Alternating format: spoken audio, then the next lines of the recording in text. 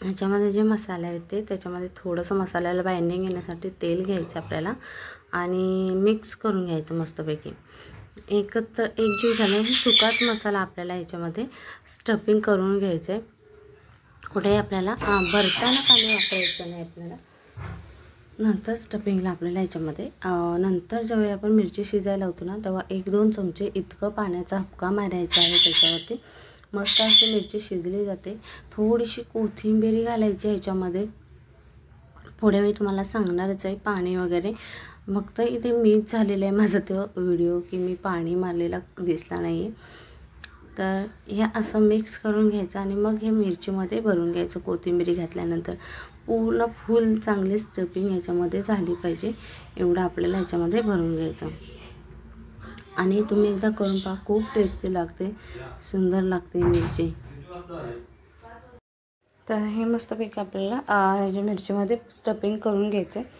पूर्ण फुल असं भरून घ्यायचं स्टफिंग. कुठेही आपल्याला थोडंसं जरी कमी झालं ना मग ते मिरची खायला टेस्टला तेवढी छान लागत आहे. त्यामुळे स्टफिंग पूर्ण करून घ्यायचं आपल्याला. आणि आपण जे स्टफिंग बनवलं आहे ना तेवढं पूर्ण होऊन जातं आपल्यासाठी.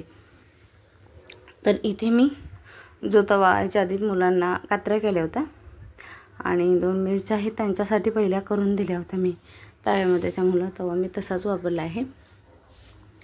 तर याच्यामध्ये तेल सोडायचं आणि एकदम मिरची एकसारखी लावायची आणि थोडीशी मिरची वापली ना आपली तवा बारीकच ठेवायचं, गॅस बारीकच ठेवायचं आहे. मंद आचेवरती आपल्याला पूर्ण मिरची शिजवून घ्यायची कारण आतपर्यंत स्टफिंग आपलं शिजलं पाहिजे. तर हे असं मिक्स करून घ्यायचं मस्तपैकी आणि ह्याच्यावरती जेवढं होईल ना तेवढं पाणी टाकायचं. म्हणजे 1 ते 2 चमचे इतकं पाण्याचा ना हबका मारायचा. एक वाफ पहिली काढून घ्यायची आणि मग पाणी मारायचं. तो माझ्याकडे मेन राहिला होता तर मी याच्या आधी पाणी मारलं होतं. आणि पहा अशी मिरची होते, मस्त अशी लागते. कारण आतलं बॅटर आहे ना ते शिजण्यासाठी आपण पाणी टाकतो. तर त्याच्यासाठी आपल्याला थोडंसं पाणी टाकायचं. मस्त आतपर्यंत शिजली पाहिजे मिरची. मग ही दोन्ही साईड एकसारखं आणि वरचं कवर आहे ना ते पण मग सॉफ्ट असं तयार होतं. जर पाणी नाही मारलं ना तर कडकडीत असं तयार होतं आणि जर पाणी मारलं तर मस्त असं मऊसूत आपलं जे वरचं कवर आहे ना ते मिरचीचं ते छान असं राहतं.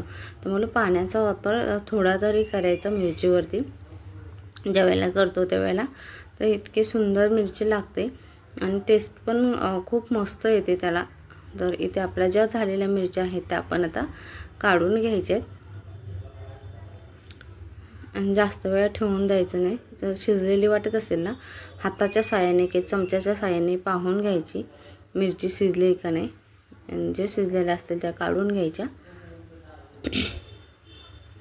तेलाचा वापर मी थोडासा कमी वाटला म्हणून पुन्हा घातलेला आहे. तुम्हाला असेल तुम्ही पण घालू शकता, पण तेलापेक्षा पाण्याचाच वापर जास्त केलेला बरा. तर या मिरच्या झालेल्या आहेत ज्या तर मी बाजूला करून घेतलेल्या आहेत. पण 1-2 चमचे पाणीही वापरायचंच मिरचीला शिजवताना. आणि हे जे बॅटर आपण टाकलं होतं थोडंसं तर ते थोडंसं आपण इथे मिरचीवरतीच लावून घ्यायचं आहे. आणि या 2 मिरच्या शिजल्या नव्हत्या त्यामुळे मी पुन्हा ठेवून दिल्या थोडा वेळ.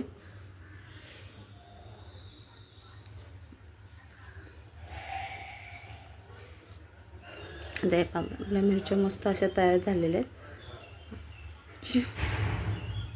खायला पण मस्त लागतात. नक्की करून पहा. व्हिडिओ कसा वाटला नक्की सांगा.